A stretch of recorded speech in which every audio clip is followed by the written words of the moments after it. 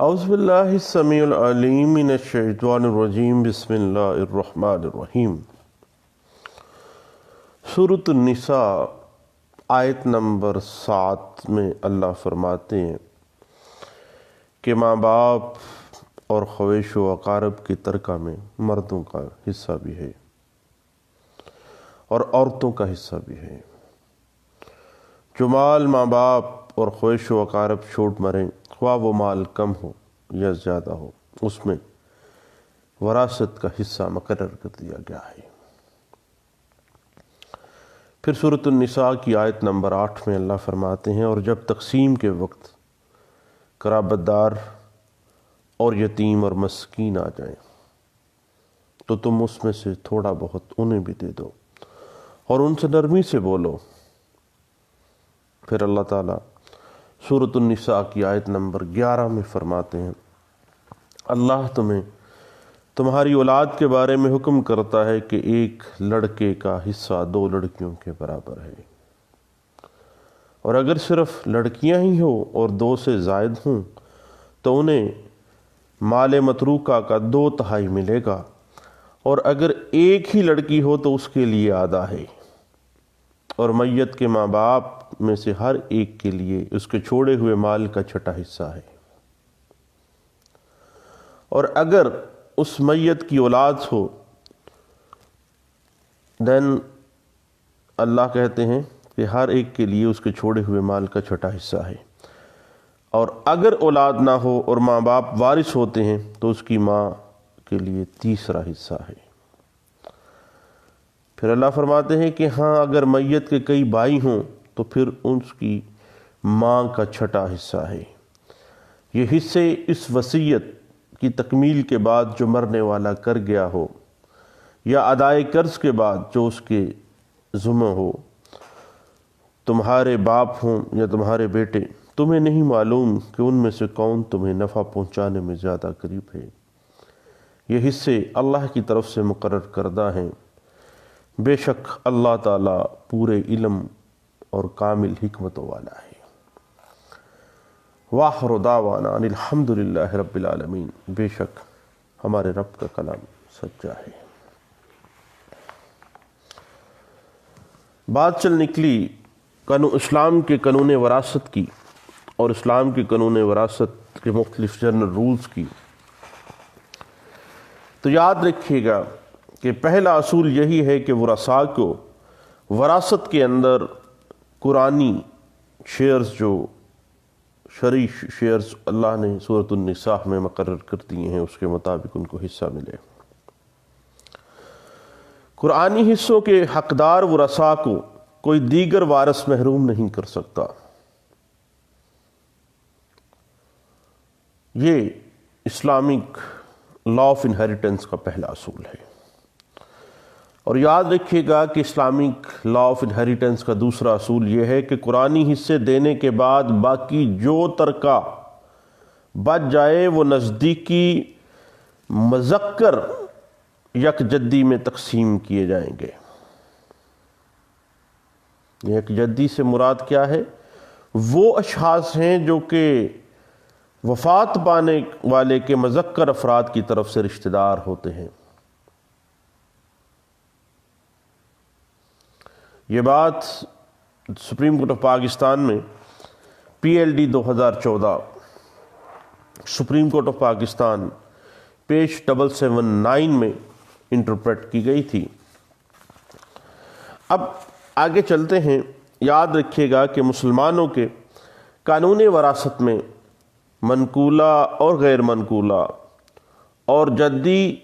اور خود حاصل کردہ جائیداد میں کوئی فرق نہیں سمجھا جاتا۔ اس کے علاوہ ایک مسلم خاندان میں نقدی اور گھر کا فرنیچر شوہر کی ملکیت آپ کو پتہ ہے سمجھا جاتا ہے، اور ایک مسلمان کی زندگی میں اس کی جائیداد پر ورثاء کا حق تسلیم نہیں کیا جاتا، کیونکہ وہ بھی زندہ ہے، بھی وراثت قائم نہیں ہوئی ہے، بلکہ ورثاء کو جائیداد پر حق ایک مسلمان شخص کے فوت ہونے کے بعد ہی ملتا ہے۔ اسلامک لا آف انہیریٹنس کا یہ قاعدہ ہے، یہ رول ہے کہ وارث اپنے حق وراثت سے دستبردار نہیں ہو سکتا، وہ چھوڑ نہیں سکتا۔ Transfer of property act 1882 section 6 clause sub section A کے تحت یہ بات واضح ہے کہ کوئی ولی عہد کوئی جائیداد اگر وراثت میں پائے یا یہ امکان کہ کوئی رشتہ دار کسی عزیز کے مرنے پر کوئی ہبہ شدہ شے حاصل کرے یا اس قسم کی کوئی اور بات قابل انتقال نہیں ہے، ایک مسلمان اپنے امکانی حق وراثت پروبیبل رائٹ آف انہیریٹنس کو نہ تو جائز طریقے سے منتقل کر سکتا ہے اور نہ ہی اس سے دستبردار ہو سکتا ہے۔ پہلے وہ وراثت اس کے اپنے نام چڑھے گی، اس کے بعد پھر وہ آگے منتقل کرے گا کسی بھی طرح سے۔ اور اگر ہم اسلامک لا آف انہیریٹنس میں لائف اسٹیٹ یعنی تاحیات حق کے جائیداد جو ہے وراثت کا اس کو دیکھیں تو ایک شخص جب اپنی جائیداد اس شرط پر دوسرے کو دیتا ہے کہ وہ زندگی بھر اس سے مفاد حاصل کرے اور اس کی وفات کے بعد یہ جائیداد جو ہے گفٹ پراپرٹی ڈونر کے وارثان کے حق میں منتقل ہو جائے گی۔ حنفی اسکول آف تھاٹ اس طریقہ کار کو آپ کو پتہ ہے کہ گفٹ کہتے ہیں، اور اس میں جو بھی شرط بھی لگائی جاتی ہے کہ جائیداد تاحیات استعمال کرے وہ شرط فاسد قرار پائے گی۔ اور شیعہ اسکول آف تھاٹ کی روح سے تاحیات فائدہ اٹھانے کا حق دیا جا سکتا ہے۔ وقف کی صورت میں شیعہ اور سنی دونوں اس بات کو مانتے ہیں کہ تاحیات استفادے کی شرط جو ہے وہ جائز ہے، اور ترکے کی تقسیم سے پہلے اگر کسی وارث کا انتقال ہو جائے تو اس کا حصہ جو وراثت میں ہے ان افراد کی طرف منتقل ہو جاتا ہے جو بوقت وفات اس کے قانونی وارث تھے۔ اب یہی وجہ ہے کہ ہر فوتیدگی کے بعد وراثت کی جائیداد میں وراثت کے حصوں کا تعین کرنا پڑتا ہے۔ اس کے بعد اگر ہم جوائنٹ فیملی اور جوائنٹ بزنس کا جو ہمارے ہاں عام طور پہ ہمیں اس چیز سے پانا پڑتا ہے کہ جب کئی افراد ایک خاندان میں مشترک ہوں اور جو خاندان کا منتظم ہو اس کے نام جائیداد خریدی جاتی ہے تو اس جائیداد میں سب کا مشترکہ حصہ ہوتا ہے، اور اسے مشترکہ قبضہ بھی ہم کہتے ہیں۔ ایسی جائیداد اگرچہ ایک شخص کے نام ہوتی ہے کیونکہ وہ مشترکہ فیملی کما رہی ہوتی ہے، مشترکہ طور پر پراپرٹی ہوتی ہے، لیکن نام صرف ایک بندے کے لگائی جاتی ہے۔ اب ایسی جائیداد اگرچہ ایک شخص کے نام ہوتی ہے مگر مشترکہ قبضہ ہی تصور کیا جاتا ہے، مگر وہ اکیلا ہی اس کا مالک نہیں ہو سکتا ہے بلکہ سب کا اس پر برابر کا حق ہوتا ہے، کیونکہ سب نے کمایا اور سب نے پراپرٹی خریدی اور نام ایک کے لگا دی۔ اب اگر ایک شخص فوت ہو جائے اور چند وارث اس کی جائیداد کو تقسیم کیے بغیر کاروبار جاری رکھتے ہیں تو اس صورت میں تمام وارث ایسے کاروبار میں جوائنٹ بزنس کے طور پہ شریک کار ہی تصور ہوں گے، اور مسلمان مشترکہ کاروبار خاندان کا طریقہ کار ہندو لاز سے بہت مختلف ہے۔ ایک تجارتی کارخانے کی طرح لوگ اکٹھے رہتے ہیں اور منافع کماتے ہیں، مگر اس کے بالکل برعکس مسلمانوں کے جوائنٹ فیملی اور جوائنٹ بزنس میں وہ تمام قوانین لاگو نہیں ہوتے جو ہندو لا میں ہے، کیونکہ وہاں پہ معاملہ اور ہے، جبکہ ہمارے ہاں وہ پراپرٹی سب کی مشترکہ پراپرٹی ہے، قبضہ سب کا مشترکہ قبضہ تصور ہوگا۔ اور یاد رکھیے گا کہ اسلامی قانون وراثت میں اصول یہ ہے کہ قریبی رشتہ داری جو ہے نیئرسٹ ریلیشن شپ جو ہے وہ ڈسٹنٹ ریلیشن شپ کو محروم کر دیتی ہے۔ مثال کے طور پہ کسی کا دادا اس کے باپ کے توسط سے اور اس کا پوتا اس کے بیٹے کے توسط سے اس کا وارث قرار پاتا ہے، اور میت کی میت کے باپ کی موجودگی میں اس کا دادا اور بیٹے کی موجودگی میں اس کا پوتا جو ہے اسلامک رول آف انہیریٹنس میں ہمیشہ ہی محروم ہو جاتے ہیں۔ لیکن آپ کو پتہ ہے کہ ابھی فیملی لاز اور اسلامک لا آف انہیریٹنس میں یتیم پوتے کی میراث کا مسئلہ آ جاتا ہے، اور اس میں ریپرزینٹیٹو جو ہیں وہ ڈیفائن کر دیے گئے تھے، اور اس معاملے میں جو ہمارے چاروں امام ہیں، شیعہ، سنی، زیدیہ اور ظاہریہ، تمام جو ہیں وہ اس بات پر متفق ہیں، اور دادا اور نانا کے انتقال پر اس کے اپنے بیٹے کی موجودگی میں اس کے دوسرے محروم جو بیٹے یا بیٹی جو اس کی حیات میں وفات پا چکے ہوں، ان کی اولاد دادا یا نانا کی ترکہ میں وراثت پانے کی حقدار نہیں ہے محمدن لا کے مطابق۔ اب اس مسئلے میں آپ کو پتہ ہے کہ اجماع امت رہا ہے کہ میت نے اگر بیٹا اور بیٹی چھوڑی اور میت کے مرحوم بیٹے یا بیٹی کی اولاد موجود ہو تو کل ترکہ میت کے موجودہ بیٹے اور بیٹی کو ملے گا، اور پوتا پوتی نواسہ نواسی وارث نہیں ہوں گے۔ لیکن پاکستان میں آپ کو پتہ ہے کہ سب سے پہلے 3 دسمبر 1953 کو پنجاب اسمبلی کے اندر ایک مسودہ قانون پیش کیا گیا کہ بیٹے کی موجودگی میں یتیم پوتے کو اور بھائی کی موجودگی میں بھتیجے کو وراثت کا حق دیا جائے۔ اور پورے ملک میں چونکہ یہ اس بات پہ محمدن لا ایگری نہیں کرتا تھا تو پورے ملک میں مخالفت ہوئی، اور اس مخالفت کی وجہ سے 1953 کے اندر جو بل پیش کیا گیا تھا وہ منظور نہیں ہو سکا۔ پھر آپ کو پتہ ہے کہ مارشل لا کے دور میں جنرل ایوب کا دور تھا، اس کے دور میں آرڈیننس نمبر 8 1961 کی یہ بات ہے، اور مسلم فیملی لا آرڈیننس آ جاتا ہے، اور اس کی سیکشن 4 کے ذریعے پاکستان کے اندر یہ قانون نافذ کر دیا گیا کہ اگر کوئی شخص مر جائے اور اپنے پیچھے ایسے لڑکے یا لڑکی کی اولاد چھوڑے جو اس کی زندگی میں فوت ہو چکی ہے تو مرحوم کی اولاد اس حصے کو پانے کی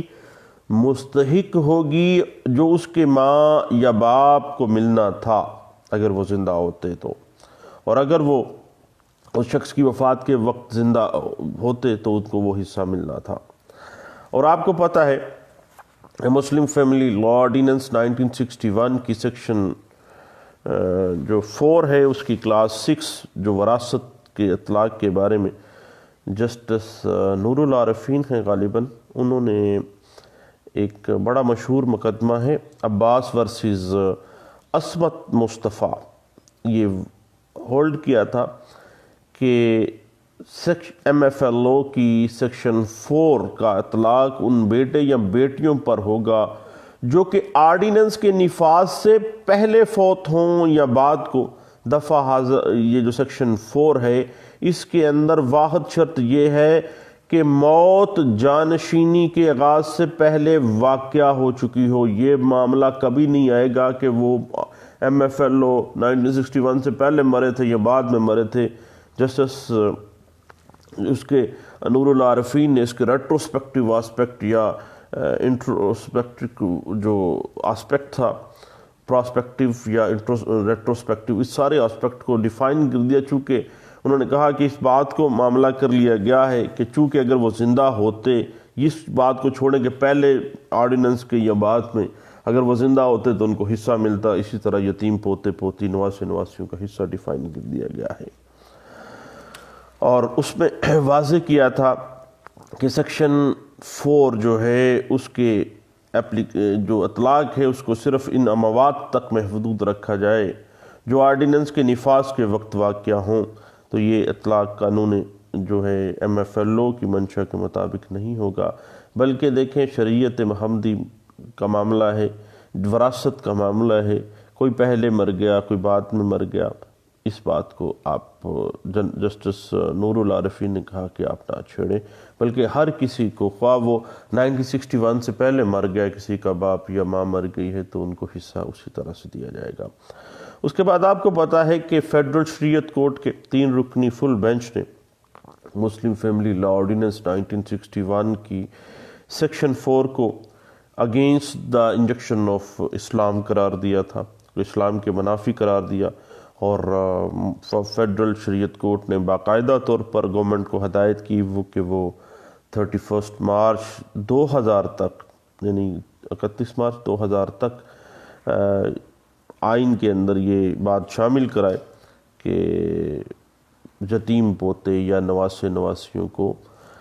دادے یا نانے کی جائیداد میں سے جو ہے وہ حصہ نہ دیا جائے۔ اس کے فیڈرل شریعت کورٹ کا جو فیصلہ تھا اس میں کہا گیا تھا کہ سیکشن 4 MFLO جو ہے، جس میں یتیم پوتے کو دادے کی جائیداد میں حصے دار قرار دیا گیا تھا، خلاف اسلام ہے، اور اس پہ عدالت نے کہا کہ ہم یہ معاملہ قانون ساز ادارہ جو اسمبلی ہے اس پہ چھوڑ دیتے ہیں کہ وہ کس طرح سے سیکشن 4 کے اندر ترمیم کر کے دادے کی جائیداد میں یتیم پوتے کے حق کو محفوظ کرتا ہے۔ یہ ان کا اپنا طریقہ کار ہے۔ اور اس کے بعد آپ کو پتہ ہے کہ جنرل ایوب کے زمانے میں مارشل لا دور تھا، جب فیملی لاز آرڈیننس 1961 تیار کیے گئے تھے تو ان میں یتیم پوتے کی جائیداد کو، یتیم پوتے کو دادے کی جائیداد میں باقاعدہ حصے دار قرار دیا گیا تھا، لیکن اسے تسلیم کرنے سے انکار کر دیا تھا MFLO کی سیکشن 4 کو۔ آپ کو پتہ ہے کہ اس جو ہمارے چاروں امام ہیں اور آج کے دور میں بھی اجماع علماء ہے اس بات پہ کہ دادے کی جائیداد میں یتیم پوتے پوتی کا کوئی حصہ نہیں ہے۔ ہاں، اگر دادا وصیت کر جائے، فل اس نے لکھوا دی ہو، وصیت خود کر دی ہو، تو پھر یتیم پوتے کو حصہ مل سکتا ہے۔ اب آپ کو پتہ ہے کہ علماء کے نزدیک جنرل ایوب کے فیملی لاز جو تھے، جو ابھی بھی پریولنٹ ہیں پاکستان میں، وہ غیر اسلامی قرار پائے تھے، اور اس پر وہ ہمیشہ سے آپ کو پتہ ہے تنقید کرتے رہے، اور مولوی صاحبان جو ہیں ہمارے پاس آپ کو پتہ ہے عدالتوں میں آتے بھی ہیں، لیکن ساتھ لمبی لمبی گالیاں بھی دیتے ہیں جنرل ایوب کو اس حوالے سے کہ یہ غلط کام کر گیا ہوا ہے، اس لیے اسلامک مسلم لا کو، فیملی لا کو جو ہے اس کی شکل بگاڑ کے رکھتی ہے۔ ہمیشہ سے تنقید کرتے رہے ہیں، اور اب آپ کو پتہ ہے کہ فیڈرل شریعت کورٹ جو ہے وہ بھی اپنا راہ گلاپتی ہے، اور وہ بھی علماء کے موقف کو تسلیم کرتے ہوئے جو مسلم فیملی لا آرڈیننس 1961 کی سیکشن 4 کو اگینسٹ اسلام قرار دے چکی ہے، اور حکومت کو اس نے ہدایت بھی کی باقاعدہ طور پر کہ اس میں فوری طور پر، یعنی 31 مارچ 2000 کا ٹائم پہلے اس نے دیا تھا کہ اس میں ترمیم کر دی جائے۔ اور آپ کو پتہ ہے کہ اس سے پہلے بھی، یعنی شروع سے ہی محمد اللہ کو اگر ہم دیکھیں تو یتیم پوتے پوتے نواسی نواسے کا جو حق ہے وہ دادے یا نانے کی جائیداد میں ان کو کوئی حصہ نہیں ملتا۔ اور ہاں، اگر دادا اپنی زندگی میں یا نانا اپنی زندگی میں یتیم پوتے پوتی یا یتیم نواسے نواسی کے لیے وصیت کر جائے یا کسی اور طریقے سے اس کی محرومی کی تلافی کرنا چاہتا ہے، ہبہ کرنا چاہتا ہے، تو اس بات کی اجازت آپ کو پتہ ہے کہ قانون میں موجود ہے۔ اس کے بعد بھائی بات آ جاتی ہے کہ نافرمانی بعض اوقات اولاد کر جاتی ہے، تو نافرمانی کی بنا پہ کسی کو بھی اس کے حصہ وراثت سے آپ کو پتہ محروم نہیں کیا جا سکتا ہے، نہ کوئی اپنی وراثت کو چھوڑ سکتا ہے، نہ اس کو محروم کیا جا سکتا ہے، اور نہ ہی کوئی ڈائریکٹلی انتقال وراثت سے آگے کروا سکتا ہے۔ پہلے اس کے نام وراثت آئے گی، پھر بعد میں ہوگا۔ اب یاد رکھیے گا کہ نافرمانی والا جو معاملہ ہے وہ اس کو وراثت سے نہیں، اسی وجہ سے کہا جاتا ہے کہ بھئی فلاں نے فلاں کو آگ کیا ہوا ہے، تو آگ کرنے سے اس کی جائیداد میں سے اس کو ڈس انہیرٹ نہیں کیا جا سکتا ہے۔ اس بات کی انٹرپریٹیشن پچھلے دنوں ہمیں 2018 CLC پیج 1535 میں بھی ہمیں جو ہے وہ ملتی ہے، اور اس بات پہ ہمیں PLD 2014 سپریم کورٹ پیج 779 بھی اس بات پہ بڑے اچھے انداز سے انٹرپریٹیشن ہمیں دیتی ہے، اور اس کے بعد PLJ 2011 Lahore high court page 585 میں بھی اس بات کی انٹرپریٹیشن موجود ہے۔ اور بعض اوقات یہ ہے کہ قریبی رشتہ داروں کو جو قرآن کے حصے کے مطابق جو ہیں شیئر ہولڈر ہیں، ان کے حصے کے بعد جو باقی جائیداد آ جاتی ہے وہ پھر وہ جو نزدیکی میل رشتہ دار ہیں، جدی جو ہیں، ان کو، یکجدیوں کو مل جاتی ہے۔ اور اگر کسی فوت ہونے والے کی بیوہ، بہن اور ایک بھتیجا زندہ ہے، بیوہ کو آپ کو پتہ ہے کہ 1/4، بہن کو 1/2، بھتیجے کو 1/4، یعنی بھتیجے کو پھر نظر انداز نہیں کیا جائے گا، کیونکہ اور کوئی بندہ ہی نہیں ہے، اس کی ولد تھا، اس کی اولاد نہیں تھی۔ اس بات کو P L D 2018 Lahore high court page 426 میں جو ہے وہ انٹرپریٹ کیا گیا تھا۔ اور یاد رکھیے گا کہ سوتیلا بھائی جو ہے یا سوتیلی بہن جو ہے یا سوتیلے رشتے جو ہوتے ہیں، یاد رکھیے گا کہ سوتیلا بھائی اگر شیئر یا ریزیڈوری نہ ہو تو پھر فوت ہونے والے کی جائیداد میں سوتیلے بھائی کی وراثت کا کوئی حصہ نہیں ہوتا ہے۔ اب اس میں شیئرر کا ہونا یا ریزیڈوری کا ہونا لازمی ہے وراثت میں حصہ دار بننے کے لیے۔ اس بات کو سندھ ہائی کورٹ کی ایک لینڈ مارک ججمنٹ ہے، P L D 2018 Sindh high court page 325 میں اس بات کو انٹرپریٹ کیا گیا تھا۔ اس کے بعد ذہن میں رکھیے گا اس بات کو کہ ہمارے ہاں اکثر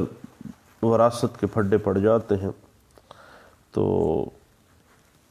جتنے بھی مقدمات ہم عدالتوں میں دیکھتے ہیں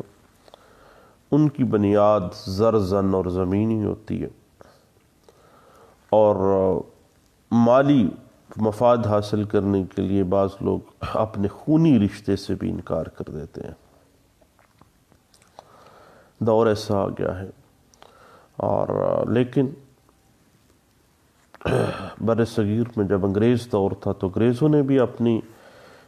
جو گرفت کو مضبوط کرنے کے لیے سب سے پہلے وراثت میں، معاملات وراثت میں، بجائے اس کے کہ اسلامی قوانین کو مروج رائج کیا جاتا،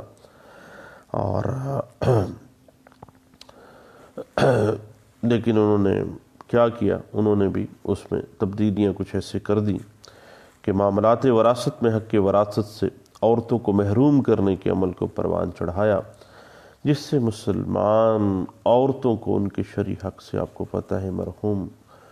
ہونا پڑتا ہے۔ یعنی بعض اوقات یہ یہاں نہ کہا جاتا ہے کہ چونکہ عورت کو شادی کے وقت ایک لمبا چوڑا جہیز دے دیا تھا، اس کو جہیز میں گاڑی دی تھی، اس کو جہیز میں فلاں چیز دی تھی، تو بھائی ایسے نہیں ہے۔ یہ بنیادی طور پہ انگریز دور میں بھی اس پہ امینڈمنٹ وہ کوئی نہ کام کیا گیا، اور حتیٰ کہ ہندوؤں کے ساتھ ہم ایک لمبا عرصہ رہے ہیں، اور اسلام میں آپ کو پتہ ہے کہ اس چیز کی ممانت بھی ہے کہ وراثت سے کسی کو محروم نہیں کیا جا سکتا، خواہ آپ نے ڈھیروں ڈھیر مال بھی دے دیا ہے۔ اللہ نے تو جہیز کا نہیں کہا تھا نا، اللہ نے تو وراثت کا کہا ہے۔ اس کے بعد پاکستان کے بعد بن گیا، اس کے بعد مختلف قوانین آئے، حتیٰ کہ 498A پاکستان پینل کوڈ بھی آ گئی ہے، جس کے مطابق عورتوں کو حق کے وراثت سے محروم کرنے کی سزا بہت لمبی چوڑی 10 سال سے لے کے عمر کے تک رکھی گئی تھی۔ اور آپ کو پتہ ہے بعض ہمارے ہاں لوگ جو ہیں وہ کہتے ہیں کہ جی چونکہ جہیز لمبا چوڑا دے دیا اس لیے وراثت میں سے حصہ نہیں دینا، اور اپنی توہین سمجھتے ہیں کہ عورتوں کو ان کا حصہ دیں، جبکہ ہم نے ان کی لمبی چوڑی شادیاں کی، ان کو حق کے وراثت بھی دیں گے، کس طرح سے ممکن ہے۔ اور بعض اوقات جو ہے زمین ہتھیانے کے لیے عورتوں سے دھوکے فریب کے ذریعے ان کی اراضی جو ہے وہ اپنے نام لگوا لیتے ہیں کسی نہ کسی طریقہ کار سے، اور بعض اوقات انہیں حق وراثت سے محروم کرنے کے لیے ان کا جو خونی رشتہ ہوتا ہے وہ تسلیم ہی نہیں کرتے ہیں، اور اپنے آپ کو واحد وارث ظاہر کر کے ساری جو جائیداد ہوتی ہے اس کو اپنے نام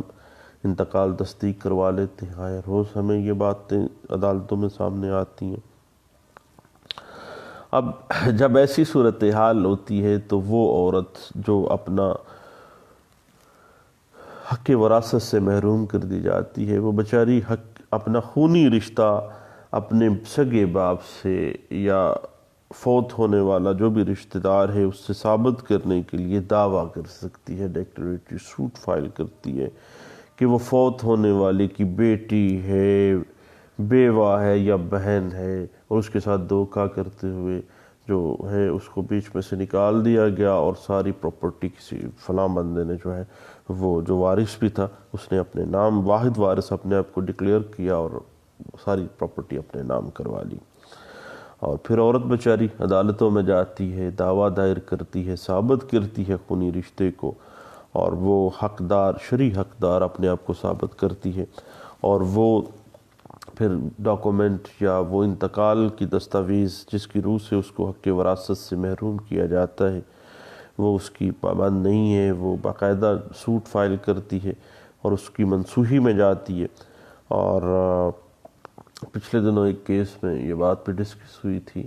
کہ پیدائش رجسٹر جو ہے اس کا اندراج کسی میت کے لڑکے یا لڑکی کے ثبوت کے لیے کافی ہوتا ہے کہ واقعی یہ بچہ اس کا خونی بیٹا ہے یا بیٹی ہے، اور اس دھوکے فریب کے ساتھ اگر کوئی وراثت میں ہینگی پھینکی کی گئی ہے تو اس کو جو ہے فوری طور پر منسوخ کرنا جو ہے وہ بھی قرینِ انصاف کہا گیا تھا۔ اور اس بات کو 1985 CLC پیج 2737 میں بھی انٹرپریٹ کیا گیا، اور 2016 CLC پیج 533 میں بھی اس بات کو انٹرپریٹ کیا گیا تھا۔ لیکن دوستو، جو اسلامک لا آف انہیریٹنس ہے اس کے جنرل رولز پہ ہم نے بات کی، اب اس کے مختلف جو آسپیکٹس ہیں وہ انشاءاللہ ہم ڈسکس کرتے رہیں گے۔ اب ایک اسلامک لا آف انہیریٹنس کے مختلف آسپیکٹس کے حوالے سے میرے ساتھ آپ مختلف پریپوزیشنز کو ڈسکس کیجئے گا، میں آپ کو جواب بھی دوں گا اور آپ سے بہت کچھ سیکھوں گا بھی۔ دعاؤں میں مجھے یاد رکھیے گا، اور انشاءاللہ دوبارہ ملتے ہیں۔ Thank you.